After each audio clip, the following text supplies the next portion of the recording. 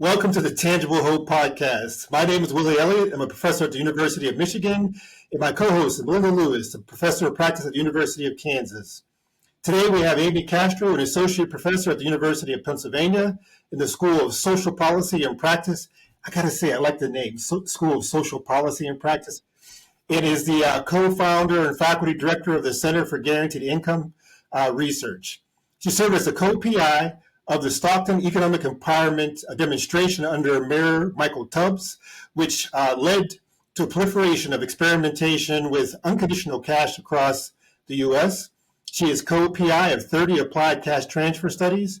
Further, she currently advises more than 20 mayoral teams, state and county legislators, on unconditional cash research, to include Mayor Carter from St. Paul, who recently appeared on the Tangible Hope podcast. If you could tell us a little bit about yourself, kind of an opener, and how you got into studying conditional cash transfers to solve poverty. Yeah, I mean, good question. Sort of, sometimes people ask, why now? Why is all this experimentation happening with cash? And how did you end up here? I would say if I were to sum up my involvement and interest in unconditional cash in a single word, it would be rage. I came of age as a researcher just before the fall of Lehman Brothers. That's when I was starting my PhD. And I'd practiced as a social worker for many years in family homelessness and working in community development all throughout the city of Philadelphia. And I watched systematically a generation of Black and brown homeowners be targeted by predatory lenders and just watch their wealth be wiped away.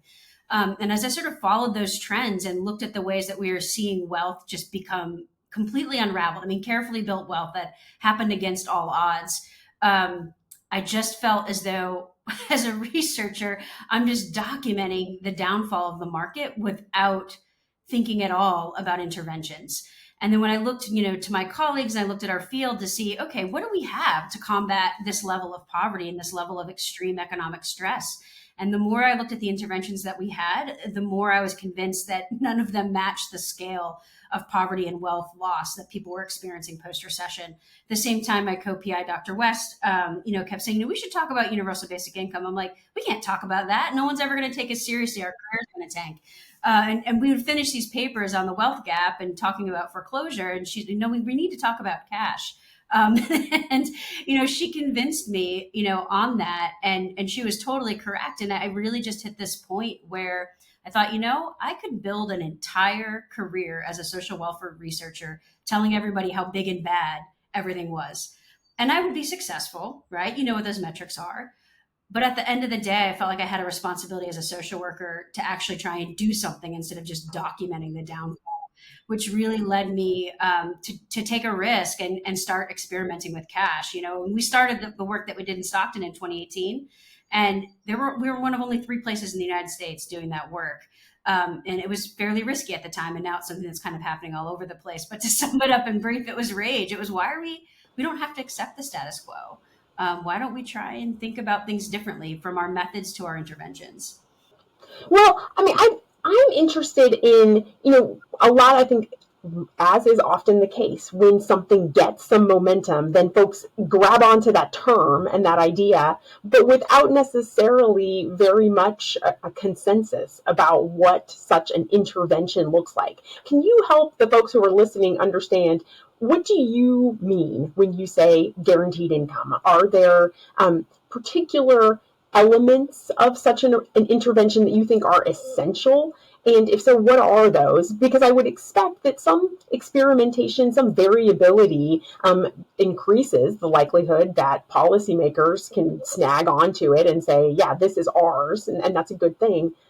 But there's got to be a core that you have to have this in order for it to have fidelity to what can demonstrate the kinds of outcomes that you're interested in as a researcher and a pursuer of justice to calm your rage and bring about the outcomes that you want for folks. What are those core pieces? Yeah, it's a good question. So, first I should probably explain terms a little bit. So, the term guaranteed income fits underneath this broader umbrella term in the literature called unconditional cash. And so unlike, our traditional safety net, which is conditional, meaning you have to do a certain thing in order to receive benefits, unconditional cash functions exactly the way that it sounds. It's unconditional. There's no strings attached. You receive it simply because you're human. That's it. But then within that domain of unconditional cash, there's roughly three different buckets of terms. So the first is universal basic income, which means exactly what it sounds like. It's universal. It would apply to all residents of a city, a state, a county. We haven't had a true universal basic income tested at all in the United States. We've had things that are close. But key feature to a UBI or universal basic income is that the cash is recurring, it's predictable, and it's enough to cover your basic needs. Then the second feature, the second sort of form is basic income, which is the same thing, same logic. It just wouldn't apply to everybody universally. And then the third category is primarily what I study, which is guaranteed income, which is a little bit different. So guaranteed income shares that same feature of no strings attached, and it's recurring. And that's the most important thing. So we're not talking about a lump sum cash transfer or, 1, 2, 3 payments.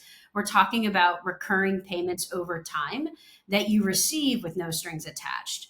And then, within that space, there are really specific lines that, our team and others draw around things like benefits interaction. So, unlike some other proponents politically, we do not advocate for the elimination of the safety net in any way. Guaranteed income is designed to work alongside the safety net, not in place of it. And as far as how long the money should last, right? How much money is required to create a certain amount of change.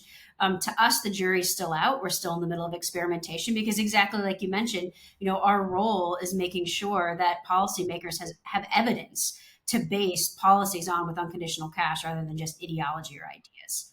But really that key feature, the key defining thing is that unlike the US safety net, guaranteed income, UBI, basic income is designed to work unconditionally. You do not need to do anything. You don't have to perform for capitalism. You don't have to fit a certain set of behaviors that policymakers deem responsible. You simply, you matter because you're human. Mm-hmm. And that fundamentally is a completely different ethos than the amount of money that we get from wage labor. And I'm not asking you to choose a favorite. I'm sure that having a favorite guaranteed income pilot demonstration around the country would be like, choosing a favorite child. But are there particularly promising parts of the country or thought leaders or pilots on the ground that folks who are listening who think, I also want people to have their needs met, whether or not they are fitting into certain gaps like that or certain slots in our capitalist structure. That is appealing to me, Dr. Castro. Where would they go and look at some of those promising places? Yeah, I mean, there's such a wide range, and you're right, it would be like picking your favorite child. I mean, at this point in our center, there's around 20,000 people in treatment and control, and we're working all over the United States. So it really does vary. But I think when I think about sort of like where to look, I mean, the first resource I'd point people to would be the Stanford Basic Income Lab. There are data visualization partners. So, you can see spending data there from our projects, and you can also really see kind of a taxonomy of what these projects look like, which I think is really important. So reason being is we don't actually know yet how much cash is needed to create a specific amount of change based on cost of living, right? And so, when we started out with Stockton, we chose $500 a month in conjunction with our partners because it was kind of logical based on some things from economic mobility research. And most pilots since then have just done a kind of a copy paste of that, of saying, well, Stockton did 500, I'll do 500. And so when I think about places to look to as a model, I think about locations and people who are willing to say, I'm going to hold what we know about science, around cash in one hand, but then I'm going to hold a deep rooted community knowledge in the other, and say, how do I need to adjust and tailor and tinker with either the amount of money or duration based on the community context, right? So, one innovative place I could think of right off the top of my head would be Newark, New Jersey. We haven't released data from Newark yet, but one of the things Newark did early on was say, hey, you know what? We don't know yet from research what's better, a lump sum payment or a recurring payment. So why don't we test both? So they really, that mayoral team and that ground team had the foresight to say, hey, Penn, you're going to partner with us. Let's think about a way that we can garner public support on the one hand, but on the other hand, hold rigor, right? And so when I think about, mayor of Newark, New Jersey, Mayor Carter in St. Paul, the ways that these folks are leading is they're leading with science. And so it's hard to pick a favorite, but when you think about places like that, I also think about Mayor Siddiqui in Cambridge, holding fast to community-based work while also holding fast to science is a really brilliant counter narrative to what's happening in the United States right now. And those are the places I would point people to. I would say that the focus on cost, like how much, not cost overall, but like what is the right amount, is something that we've also often been asked within us asset building programs, whether it be baby bonds, whether it be children's savings accounts or whatever. There are these always questions like how much is enough, and it really becomes a sticking point for some people. So, and we don't know as of yet. Like I always think of it's less of, and I think you're saying this kind of similar thing at least. You could tell me if you're not. It's not about so much what is the exact number, but what do they need to become the kind of people we think they need to become, right? To have the freedoms, to have the opportunities. What's that about? What's the goal? Is the goal for them to pay for college? Is it for them to, do other things? Then you might say it differently. If it's to produce some effects, these indirect effects that we see kind of in the CSA field, you can get that from relatively small amounts of money, right? But if your goal is for them to pay for college, you got to put a lot more money in that kitty to be able to pay for college. And so a lot of it depends upon what the goals are. And I would also say quickly is that, I haven't said anything quickly yet, but I never do. So that's okay, Professor. That's how it goes. Anyone listening will know that. Is that we also did fall into a problem where when the account started off at, $50, $25 initial deposits, or even $1,000 in the case of CDOK, but those become very, duplicated in many places in the magical numbers. And then it's taken us a lot of work to try to get them to understand that those were based upon funding. They weren't based upon research. They weren't based upon what the people needed. Those were based upon just practical realities of trying to get the programs up and started. And so, and I think baby bonds is seeing this some now. So typically baby bonds would say like a minimum $10,000 in an account, but in Connecticut they put $3,000 in an account. They're saying that's enough, right? And these things then become duplicated, and I fear for what they need long term, right? Yeah. If we're really trying to solve certain kinds of problems, it's probably not the right amount. It's just the amount that they could do at the time. Yeah, I mean, we're in a similar position with unconditional cash or guaranteed income, is that, a lot of times, what we've been doing over the past really 3 years is to say, how much money do we have for disbursements or the money directly going to people on the one hand? On the other hand, how much money do we then have for research, right? And reason being is not because we want to fund the research forever. I mean, when it comes down to research, your salary is the same no matter what. It's just a question of the work that you're funded to do. And so what we wanted to do is really take a step back and say, is there a backdoor way at getting at exactly the question that you're asking? Because we're so limited by funding, and we've gotten pushback on this, and I think it's appropriate. People saying these experiments are really expensive. Like, how can you possibly justify millions of dollars on this when it hasn't been tested yet? So we really wanted to come up with kind of a clever way to say, how do we get at that sweet spot of figuring out what money creates what type of change based on population, knowing it's going to shift based on context. So one of the things that we did is that, post-pandemic, as there was just a lot of momentum on cash kind of launching it right around the same time, as we said, let's think about this as a Common Core database. So if you're familiar with the charter school movement, you know that part of what's happened with that data is that you had co-PIs all over the country using completely different research designs and methodologies. So you have one city or state saying, yes, it works. The other one being like, no, it doesn't. And you're like, works how? Like when it works for what? Right? Yeah. Mm-hmm. Exactly, right? Everyone was using completely different measures. So what we did instead was create a common core of research that goes across all 35 sites where we're working in addition to some of our colleagues who are not formally partnered with, but we're sharing the same methodology. So at the end of the day, roughly about a year and a half, 2 years from now, our database will actually be able to get at and say, okay, at this amount of money for this period of time, we can expect to see outcomes on financial well-being. Or for this amount of money over this duration of time with this particular population, we can expect to see changes in psychological and mental health, right? And so we're really kind of not there yet. And part of what our role has been is trying to build the core of the research in such a way that we have that data when it's time to actually pass some larger pieces of legislation. So it's still so early to say. And really this question of works, like, does it work, right? We get asked this a lot. I think that question means something different to politicians and to the public than it does to us as researchers.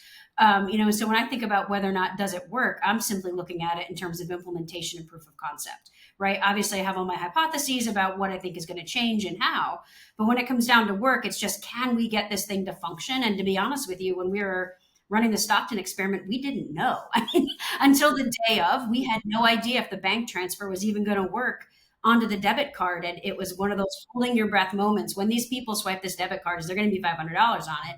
Because surprise, surprise, our American system is not set up to give people money, no strings attached. Even getting the architecture to work was difficult.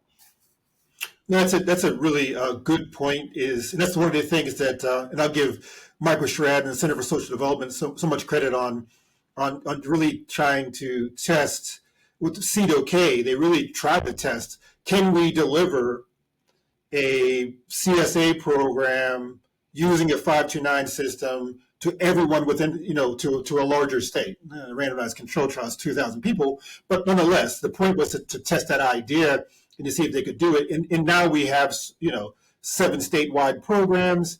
Even when we first started off, I remember when Obama was president and Martha Cantor was the undersecretary of the Department of Education, I believe, they gave us a grant to do CSAs, to test CSAs nationally. And I was actually on one of the research teams that got selected to do it. And they were going to do it through Gear Up programs. And at the time, and they were going to use state Gear Up programs, right? So there's only a select few states that are state Gear Up programs. But one of the problems that we found, they allocated $8 million towards the research and towards the program, but we actually never were able to implement it because the states really didn't know how at that time to run a statewide CSA program. We really didn't have those kinds of examples at large, and then writing up, not only just having those examples, but then writing up documentation so that other people could duplicate it, right? And so that took time, and it's a really important part people don't think about.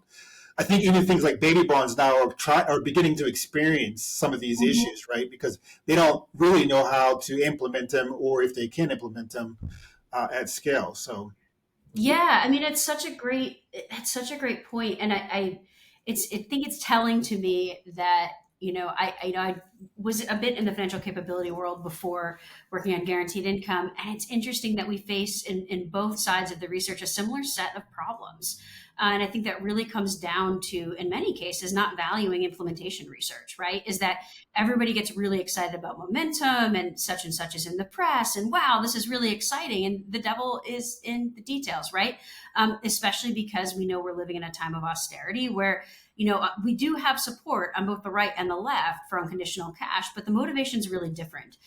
If we don't figure out the architecture, like what are the key ingredients that it's going to take to make these programs actually fly in the real world, what's going to end up happening is we're going to pass them, but underfund them and then kill them because people are going to say that they're ineffective. This is an age-old tactic that happens in politics. It's not unique to the guaranteed income space. This is how U.S. government wars work. And so part of what we're trying to do is to really drill down and say, what are the expectations here? I mean, if it's useful, I can tell you a little bit about sort of what we do know about those key ingredients at this point. I mean, there's not a ton that we know, but there's bits. So the first thing I would say is that we know that while short-term payments, so think 1 month, 2 months, 3 months, or a lump sum payment similar to the earned income tax credit or the Alaska dividend fund, we know that those are phenomenal at alleviating material hardship. But that's really where it stops. And so, that's good, right? We want people to have more funds in their pocket to be able to pay for basic goods. But we know that it really takes a minimum of 6 months of recurring predictable payments to start to see any type of change in financial well-being, for instance, or in anxiety, depression, more of those like stressors, right? So if we think about the logic behind GI, really the logic is driven by, beyond kind of the no strings attached piece, is really driven by this notion that income volatility, so when your money's going up and down every month, is moving up the income ladder, right? And so if you're a gig worker, if you're an adjunct professor, if you're a student, even if you're somebody who's making 6 figures a year, if your cash is unpredictable, it shows up in the body, it shows up in your well-being, and most importantly, you're read differently by the market. So the market works on predictability, right? And so if your funds are unpredictable, you're automatically going to be locked out of all sorts of interventions, all sorts of products that are necessary for financial well-being. So the logic is, if we can smooth that income volatility, do we then create space for human agency, for them to, draw a different path for themselves? And what we learned in Stockton specifically, and that's now been repeated in a few other places, is that it really takes several months of payments to calm down scarcity and to calm down the anxiety that comes from, living in a space of scarcity for so long that it impacts your well-being. And so I can tell you a whole lot about what unconditional cash does in a year or in 24 months, for instance. But the reality is we actually don't know yet what happens beyond 2 years. There's a number of experiments, happening around the United States right now that are 3 years in length or 5 years in length. They're still going. And so we know a lot about decision-making in these short-term pilots, but what that means for people over time, it's still unknown. And we're super excited to see. So like, for instance, Willie, I'm thinking about, some of these places that have, child development savings accounts, for instance, where my brain goes is, okay, guaranteed income is about income volatility and it's about income inequality. It's not going to fix the wealth gap, right? That's what asset building is for. But what would happen if we had guaranteed income in a place where people had baby bonds or in a place where people had a child development savings account? Now you're talking about short-term gaps and long-term gaps at the same time. So that's really the place where I hope to see the research go next. And that's kind of where we're at with St. Paul, right? Mm-hmm. Because we have that randomized controlled trial going where they have CSAs, they're getting guaranteed income, and they're also getting a baby bond light type of deposit. So in addition to the regular one, and so hopefully this summer we will have some results from that, early results, first year results. But so I'm very excited about that. I'm glad you brought that up because I think that I actually think that we have for so long, and I'm going to say it this way, done income programs and they have not worked. Just decades and decades and decades, centuries of doing kind of income programs and thinking of poverty as an income problem.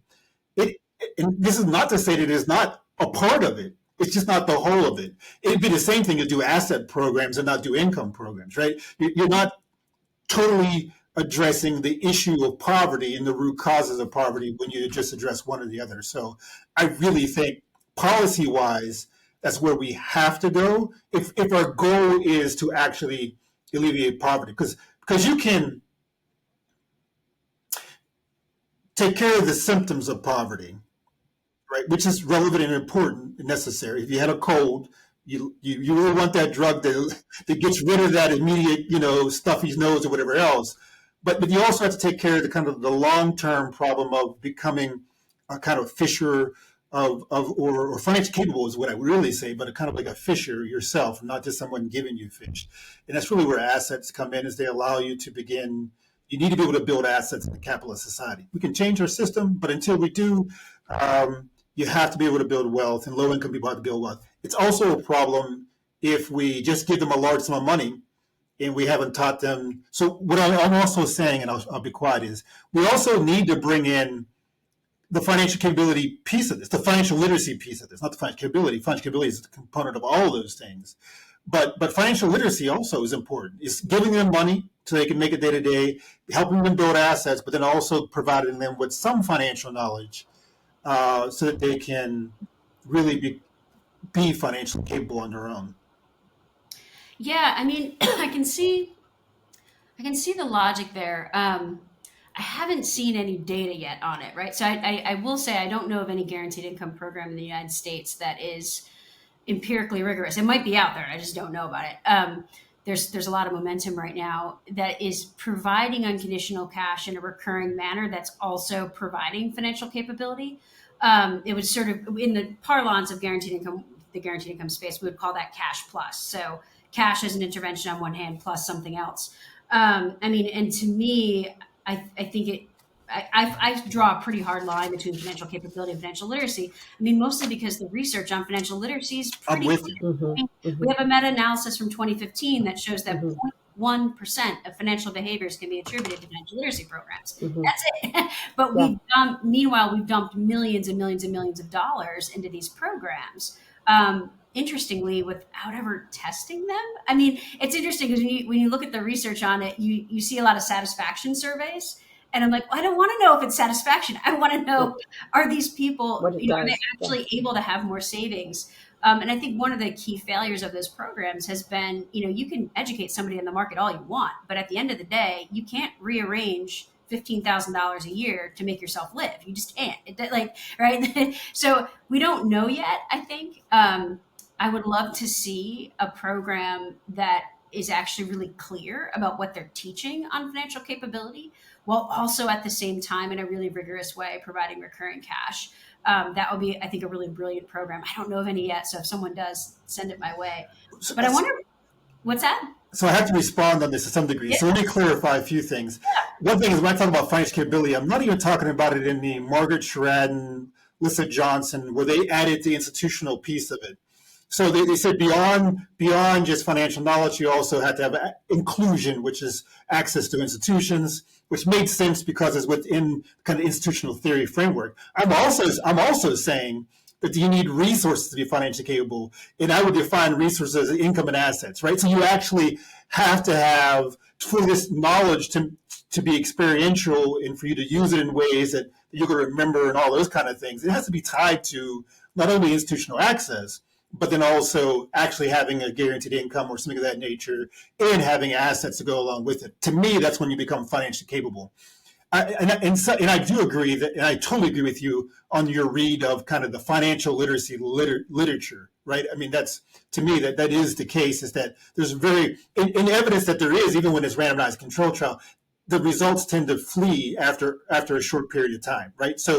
I have seen examples where there are results that are positive, but after a few years, those they tend to fade and go away. Yeah, that stickiness Right. just doesn't last. Yeah, and that's one of the things. I mean, my goodness, like to me, this is one of the most vexing questions around economic mobility research in general, be that guaranteed income or asset building, or choose the intervention. Is that I want to know how long do these changes hold up? Like what are we doing if we're only providing people with funding for a finite period of time?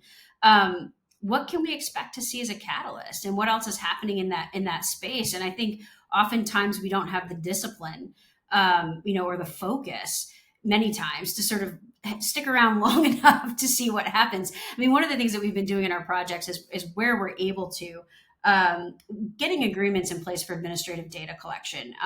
Reason being, we want to be able to see 10 years from now, can I go back in time through administrative data and see the people who received an unconditional cash transfer, over a given period of time, were they less likely to go to the ER? Did they have, differences in terms of, public benefits utilization?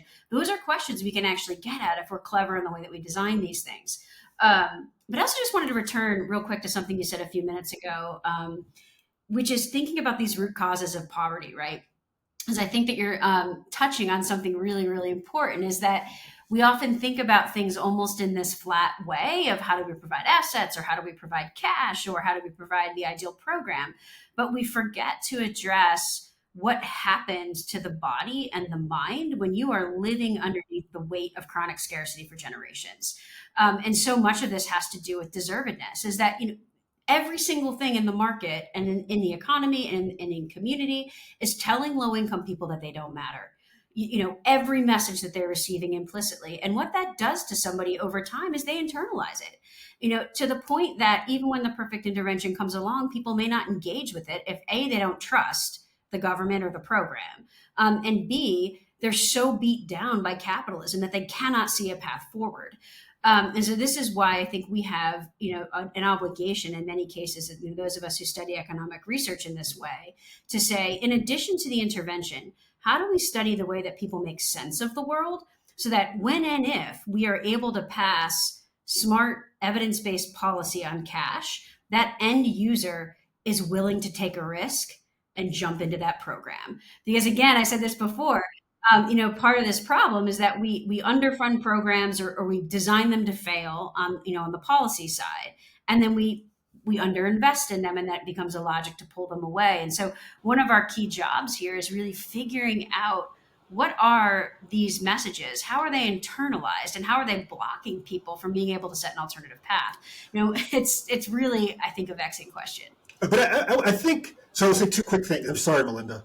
I'm listening. I would say two quick things. One is that I think that this is one place in which the asset field, not because of anything it did, only because of when it started in Stratton in 1991. So we now have kids who we're doing research on. We will have data on this summer again, that have been in these programs for 18 years now and going to college. So exciting. Right? I mean, it's really exciting and scary. So exciting. Because it's the moment, right?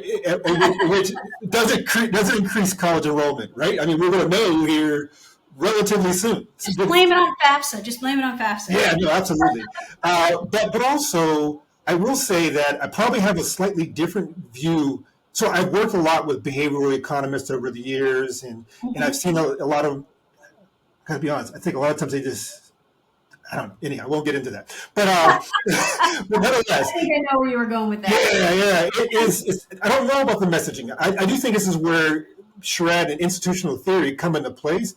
And I'm also taking some of this from my own life experience, because I was homeless and blah, blah, blah for so many years.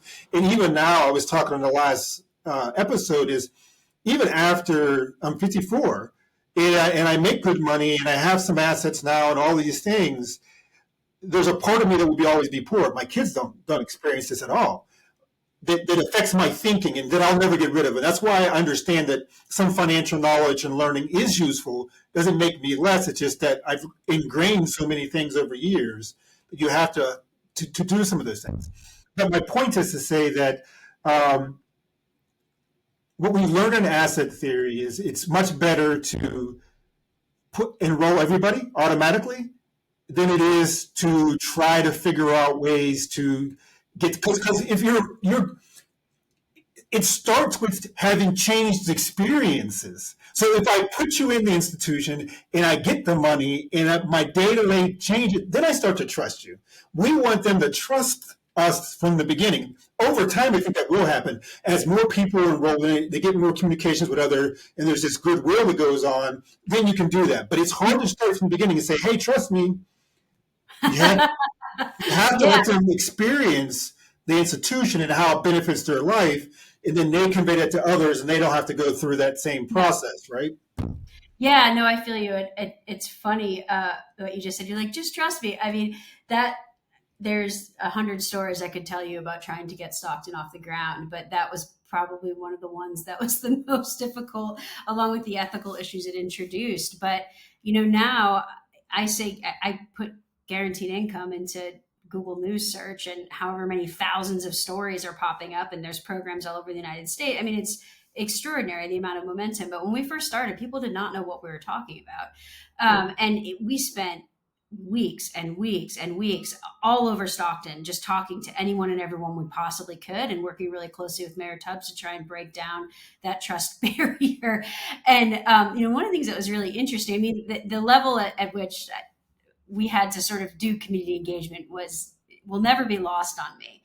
But one of the things that was interesting is that it really took about 3 to 4 months of payments for people to continue to believe the money was going to be there every month.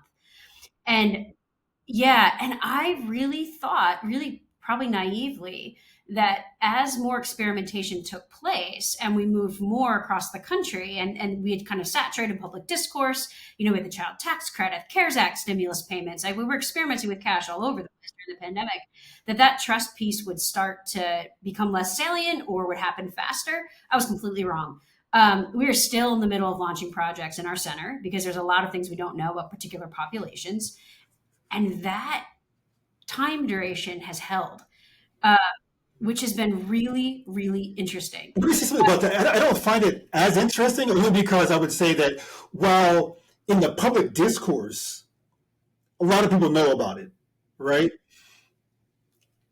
In those individual communities, they're not paying as much attention to all that stuff outside, not in a concrete way. They hear something about it, but it's something out there. And so that's what I think you're saying the same thing in some ways is it until they experience. I think when you said about the 3 payments is really useful, right?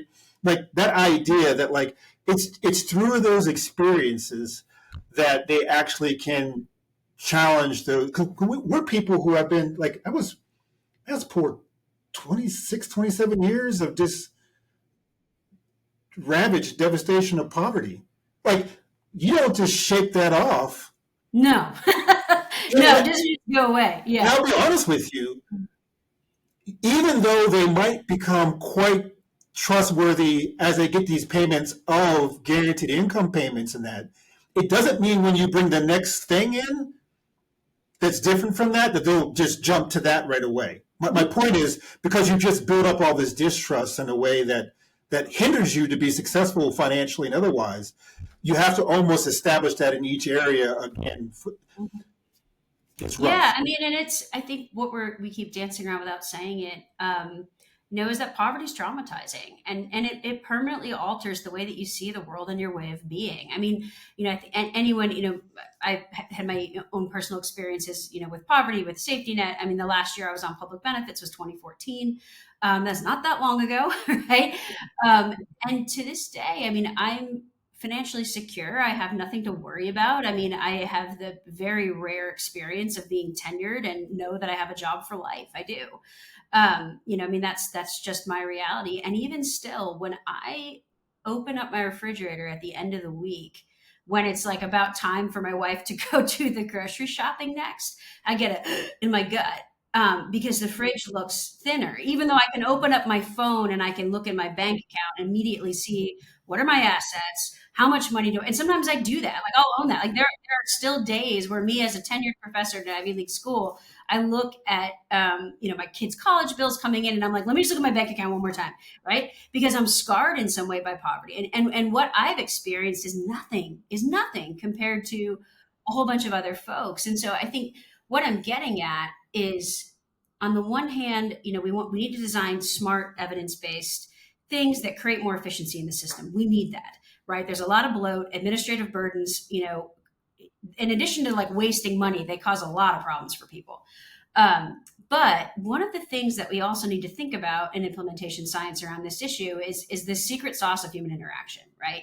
So the way that I like to think about it is, human contact right now in the United States is a luxury good. If you're poor, if you are experiencing poverty, if you're low income, you actually have less meaningful human interactions when you're dealing with any institutions than those of us who have our higher economic means, right? It's like you're experiencing poverty. What do you get? You get talk space, right? You want to text with somebody, do you think the rich, the uber wealthy are sitting there doing talk space? No, hell no. They are sitting there with a very expensive therapist, and I'm sure that they're all on Esther Perel's waiting list, right? We think about human contact is this luxury good. We think about the waiting lines when it comes to things like SNAP benefits and Section 8, and you're calling and you're calling and you're calling, and you don't get a human being on the other line. One of the secrets of guaranteed income is that even though the program or the intervention itself is simple, it's literally just cash, it also comes with human interaction, because in these places where we're working, people know that when they pick up the phone, they're going to get a human being on the other line. And that literal piece of connection tells people that they matter in some way. This is actually something that we measure and we follow in our experiments. And I think it's really crucial because in this rush around implementation data, which is obviously really important, one of the key ingredients that we need to put into that equation is, okay, not just how much money does it take to run one of these programs over what period of time, but what's the human labor, right? How many social workers does it take to run a guaranteed income program? And we have the luxury, we're only going to have this luxury for a short period of time, but we have the luxury right now as social welfare scientists to be able to cook that in from the very beginning and say, here's a key ingredient. So we don't have to claw for it later, right? Is to say, this isn't just about efficiency, but for every, I'm making this up right now, we don't actually have this data yet, but for every dollar that's spent on guaranteed income disbursements, you need to have X number of hours in human interaction. And I'm not saying for therapy, that's not what I mean, but I'm talking about actual human beings that make these programs run. And that counterweight of connection is the secret sauce in building trust. I mean, it really is. Poverty does something to us. And we know it alters the brain structure. That research has been, pretty well established in neuroscience at this point for well over 10 years. But we still feel these impacts in the way that we see the world. And I think you're right. They don't go away. They're there under the surface. That has some real implications. So that's why I struggle with, and I'll say it this way. Maybe I won't. YouTube would be mad at me. So this another example is, I know even today when I go to the ATM, or if I go check out, I'm always worried. I mean, I know there's money in the account, but I'm always, and if there's an error or something, I don't know. Yeah, panic. You're like, it's not, run away. Yeah, I'm not angry at the teller, or I'm like fearful that somehow my money's gone, right? You know what I mean? I don't know. It's a different kind of feeling. But my point, really, I wanted to say is that recognizing that as a truth. One more quick story is, I'm 54, I've had all this time, blah, blah, blah. And I'm still like, I mentioned last week, I went to buy, I buy a car now, I trade it in, they give me money for my car because I don't owe on it. I'm not upside down. Like some of those experiences, I knew that those were realities for people. I mean, but they weren't real to me. Like they didn't. Like now, I'm like, I tell my kids about it. I'm like, dude, you're gonna be able to, trade your car, and I already, we got you a car, and you can trade this thing in, and it would be. But poor people don't even know that they don't know that. Like they know it, but they don't really know what that means and how that advantages them. Right? Because I didn't on so many different things.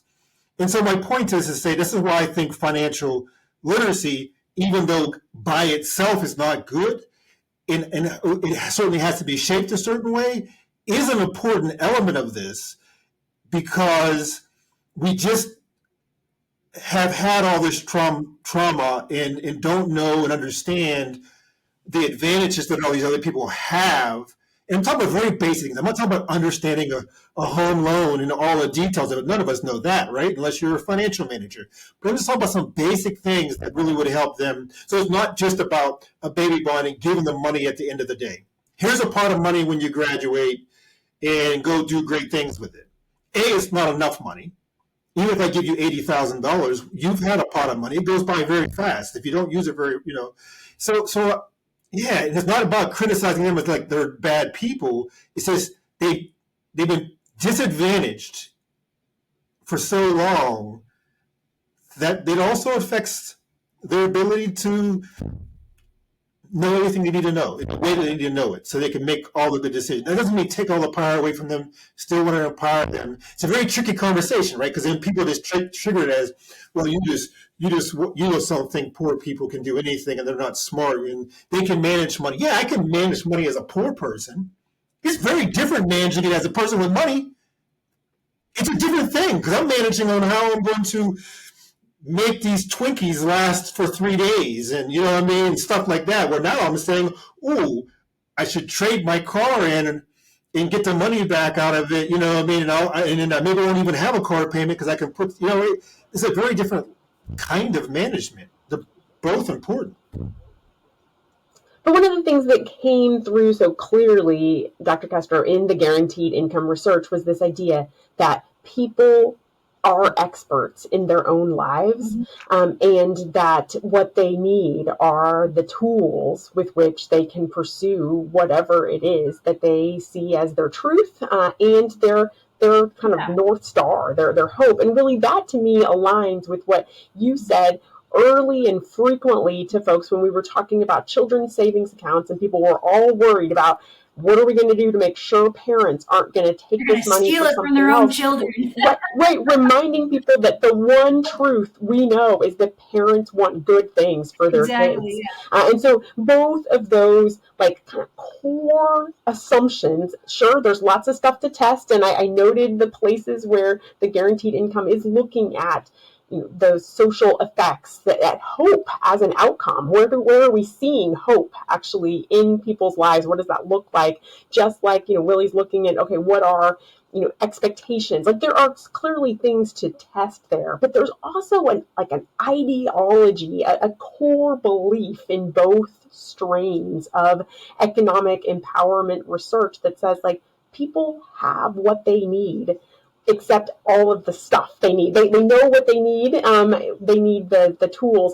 I guess my last question that I would love to hear folks talk about is, to me, it is so encouraging to see people who are leading in these complementary spheres around helping families with their economic lives think in so many of the same ways about what people should have, and where we have failed, and how your respective areas of work complement rather than contradict or compete with each other. I guess what needs to happen now for these strands to weave together in some ways? I know, we know it is happening some in St. Paul. We had Mayor Carter come and talk with us about that. But like on a bigger level, and in other places in the country, what needs to happen for these to knit together here?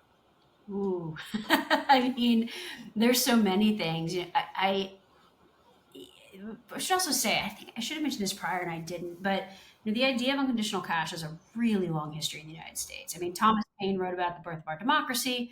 It was part of Dr. King's last book. I mean, I'm not here at this moment because I had a really good idea in 2018, right? Is that like, no, like this momentum that's happening right now, I mean, from the outside, it looks like it kind of came out of nowhere, but in reality, it wouldn't exist without political philosophers, organizers, advocates, thinkers, working on this issue for literally well over 100 years, thinking about this.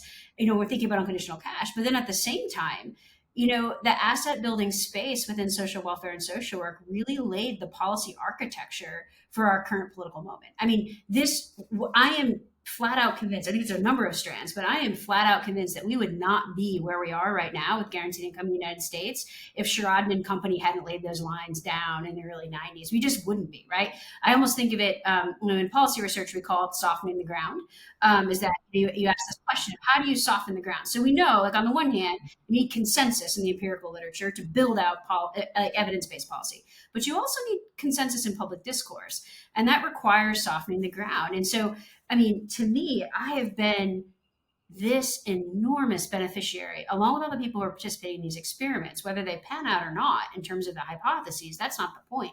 We know that poverty by definition is lack of cash. Ergo, we give people cash. They're not as poor anymore. This is not rocket science, right? Like this is not rocket science, right? But when I look at the ways that these things dovetail, there's all kinds of things I could say about hypotheses, but I'm a big fan of understanding context. And I think the reality is the U.S. has been really late to the game on unconditional cash. We have our colleagues all over the world and every type of income brackets, community and country you could think of that have been trying this forever. But really, what we have in the United States is a much longer history on financial capability and asset building. That's really ours. And so, to me, I look at this as the asset building researchers that came, way before, any of this stuff was existing at scale. One, they were laying an evidence-based framework, but two, they were really softening the ground politically so that we could have this moment where, Dr. Elliott's in this position where he's like, hey, look, I've been studying asset building forever, and now I get to study unconditional cash alongside that, right? I mean, that's incredible. And so to me, there's 100 things I could say about hypotheses moving forward. But I think at the end of the day, it really comes down to us having an open hand and being willing to take risks and say, now that I've built up this giant thing, right? I have a whole center labeled guaranteed income, right? My challenge, as a PI is to not hold on to that so tightly that I'm unwilling to say, what's the next way that I need to think about this in light of, who knows what these findings will show this summer when these children, we have data on these children who've been in that experiment for 18 years, like that's pretty exciting. And that takes discipline and humility to be able to say, I know what I know, but I don't know what I don't know. And I'm really curious about it. So maybe a longer answer than you were looking for. Yeah, no, I think it's it's really wonderful. important. I think I'm glad you mentioned that too, because I would say in addition to that, so I think you're right. I think the asset piece really has laid way for this. But in addition to that, I really think it is COVID. It's the Great Depression. It's the killing of Black people. Right. All these things have created a moment where people want change. They want something different. And so, like you said, conditional cash transfer has been around for however long, but it couldn't take root because we didn't have the conditions for it to happen, both politically, narratively, and then also just from the economic shocks that we've experienced that have really brought into question kind of the system as it is. And so I think it's helped with baby bonds and everything else. People are like, "Whoa, it's flying out." Well, it's because of all this stuff. I mean, I can remember going to D.C. Remember, you went with me on some occasions when they talking about something like free college or other. It's really just at this infancy stage, right? I say I give free college a lot of credit as well because it was so big, right? So we can talk in public spaces about an idea that is really transformational. Like we couldn't do that 10 years ago. Yeah, I mean, people are demanding more. They should be, right? I mean, this drives me crazy. I'm sitting there, I'm like, we have this givenness about the social contract and this givenness about the economy. Budgets are moral documents. The social contract is a construction. We do not have to live with things the way that they are. We have an opportunity to change things and push back on it. And I think you're totally right, to point this out, is that people have kind of said, I mean, people are working more and making less. Like, I won't belabor the stats on a podcast. Anybody can find that for themselves or just look at their own life and calendar, right? Is that like people are drowning. And when we look at, the long tail of the Great Recession, we know that most working class households have not recovered. Same thing is true post-pandemic. I mean, I can't even with inflation. It's being used as a cover, right? Is that people are demanding more. I'll give one teaser. We presented this publicly, although it's not in publication yet. It's under review, but it's been presented at several conferences, so I feel confident I can say this publicly. One of the things that we did in these experiments, almost like last minute as a whim, we obviously were collecting baseline data because most of these studies that we're running are RCTs. So in Stockton, we embedded some questions in the baseline survey, asking people what we thought others would do with the money. So drawing a page from Sacombe, if you're familiar with the article, They Think Nothing Much of Us, which is these ideas that we have about people in welfare. And people who are experiencing poverty will often assume the best of themselves and the worst of everybody else. This has been pretty established in the social welfare literature for well over 25 years. And we thought, I'm looking at the world. We just had all this, social unrest post-recession, for all of the reasons. Now we have Black Lives Matter and we have other places, obviously college protest, and just in general, we're living through a time of unrest. We just had this instinct. Something feels like it's changing in the public discourse. Not sure what, but why not see? So we asked these questions at baseline in Stockton. And what was really interesting was that contrary to all of the other social welfare literature on assuming a lack of rationality or assuming irrational behavior or assuming poor spending or poor attitudes on behalf of everybody around them. When people were filling out that baseline survey, and we also did some interviews on this as well, they would assume the best of people, not the worst. What was interesting was they presumed roughly four things. So one, they presumed that there was a collective experience of financial stress, which is really interesting to me because I've been studying poverty for a really long time, both as a social worker and as a researcher. And until really the recession, people would internalize poverty or they would internalize financial stress and be like, I must have failed. I did something wrong. I did something wrong. I did something wrong. And we saw a flip in our data. And we also repeated this exact same method across the first 8 studies that we worked with in the guaranteed income study, American Guaranteed Income Studies, which we're publishing right now. And people presumed a collective experience of financial stress. There was an assumption that the financial stress that I'm experiencing, my neighbors are experiencing, which is really interesting. Second, people presumed that any spending on children was automatically deserving, which I think is pretty telling when we think about the fact that the child tax credit was canned and we're talking about things like baby bonds. I think that offers us a pathway forward. So second, people presumed any spending on kids is automatically deserving. But then third, most interestingly, was people were very resistant to ascribe morality to others. So they would say, I don't know, if somebody's going to spend this money a particular way, they must need it for their kids. That's really, really different than anything that we've seen before in the press. And by the way, that happened, we measured that for the first time 2018 or early 2019, pre-pandemic, then asked the same questions again in the middle of the experiment, at the end of the experiment, and then have repeated it in all these different places across the United States, the South, the Midwest, rural areas, urban areas. And it's really kind of held. There's pockets of people who are like, well, no, so-and-so must be lazy, or these tropes and myths of the welfare queen definitely get trotted out, but not in any way to the degree that we thought we were going to see. And so I think we are at a tipping point. We're living through a point in US history and really global history where we think about technology and AI, that's one part of this. But really it's about rethinking what era we're in, so I don't know what each of your universities requires students to teach, but at Penn, our students are all required to read, A Brief History of Neoliberalism by David Harvey. And I keep joking to my students, like, this book is relevant, but also I don't have language yet for what we're living through right now. Because it's not exactly neoliberalism and it's not exactly late stage capitalism. So I'm like, just keep your eyes out, guys. Someone's going to write a book, A Brief History of Blank, at some point in the next 15 years, and we'll have it on the syllabi. But my point being, we're living through this dramatic time of change, which I think is really exciting, because what we're able to do is interrogate some of these structures. And by the way, if we don't dismantle the myth of the welfare queen, all we're going to do is migrate it off of TANF and onto asset building and onto guaranteed income and unconditional cash. Like, we just move these tropes from one thing to the other, and then they categorize people as being undeserving. So we've got work to do, but I also think that we're up for it. I think that we're in a moment of reckoning. And I mean, I never thought that we would be running guaranteed income experiments more than once.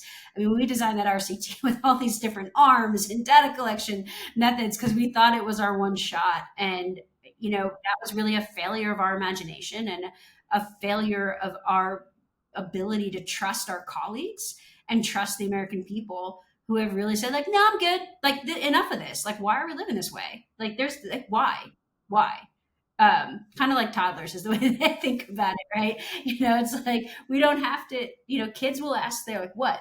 Well, why is that? What color is that tree? It's green. Well, why is it green? I don't know, chlorophyll. What's chlorophyll? Explain why is it called that, right? Like, we need to have the same level of curiosity and imagination and interrogation about the way that things are. But for some reason, we lose that sense of wonder as we get older. No, yeah, I totally agree with all that. And that's really good stuff. I am mindful of the time. You did bring me back. I mean, Linda, if you remember, a lot of the things we were writing early on was about trying to get people to hope. Because I think that was one of the biggest problems when you went to DC is they were fighting for the status quo constantly. Gosh. we can do more than this, and they couldn't see anything more, not just in DC but everywhere. And so it's good to see that in your data we're starting to Yeah. see that shift and change. It's awesome. Are you all? I'm going to flip it back. I got to know. Are you two experiencing a shift in your respective areas as well? Do you sense that there's something that's changing? I would say, go ahead, Melinda. Well, no, I mean, I just think that there are a lot of shifts. I think that's something that folks who are doing children's asset work need to contend with is the extent to which the dreams people have for their kids have changed. Not the idea that I want something Yes. wonderful for my kid. That's the same. But whether that wonderful state travels at all through higher education and what people are thinking about college and the role that it plays in their own lives and their communities and our society, that has changed really more than at least I foresaw 20 years ago. And I think that a lot of programs and really policy directions in children's asset spaces are going to have to think somewhat differently about the structures that families are going to want to leverage to try to pursue the good life for their kids. That's moved a lot more than I certainly anticipated. And I will also say that it's exciting and scary because I don't think that it's changed for all the right reasons. Sometimes I think that there is like if you read the data, they say that Republican men now aren't going to college because they see it as a liberal endeavor. That's just bad for everybody. Yes, it's Right? bad for everyone. It's bad for everyone. We need an right? educated workforce. Right, we do, right? And so in society and I'm not saying everybody should go to college and college, but just this blanket idea that it's like un-American to go to college, well, that's problematic, right? But beyond that, I also want to say that like if you knew me well, you know I'm like a half full person. Like my cup is always half full. But I will say on this note, as much as we see all this exciting change, and that we're at this kind of moment that I think you're absolutely right, I think it could swing either way. Because I think that there's people who want to see the system change for the better, and there are people who just want it to be overthrown because they see it as absolutely evil, and for very different reasons. Even when you talk about earlier on, you talked about, and I think we see the same thing in the CSA world, is that you talked about how some people want unconditional cash transfers, but for very different reasons. Yes. Right? It's the same thing about CSAs. They have been proposed as replacements for any number of services, whether it be the Social Security system or whatever else, right? And so yeah, and it's very exciting, but man, we need to win.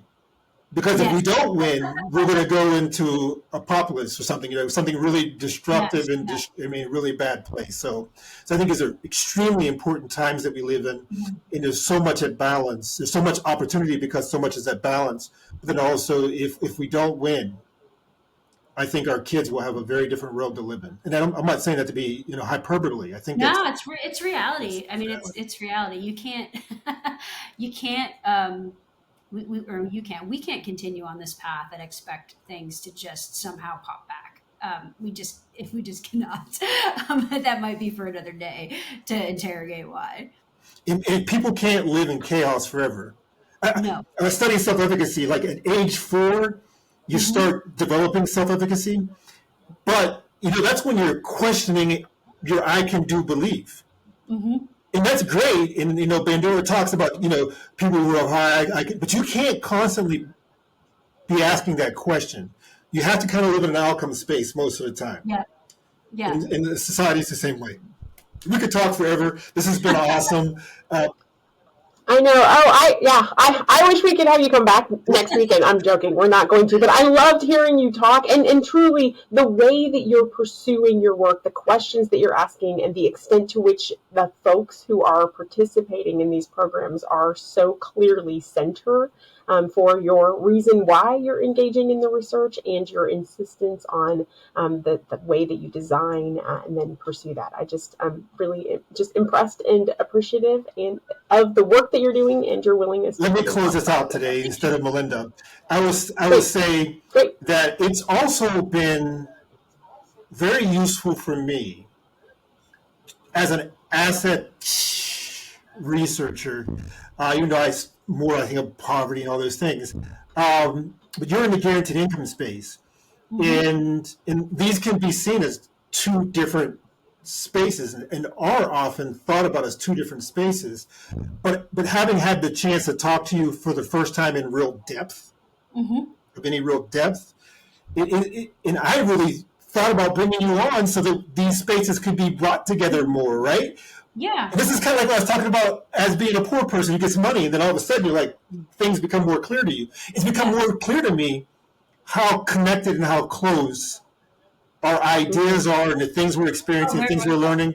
Right? But that wasn't as real to me an hour ago as it is now. So I appreciate that, and that will only motivate and help me think more clearly, and be more passionate about bringing these two groups together and some other groups as well. So we're going to end there and say, please like and subscribe, because it helps everybody, helps the algorithm. I'm supposed to say something like that, and it helps everybody. Just helps people find you, Yes. really. Yeah. All right. So we're going to stop there. Thanks, everyone.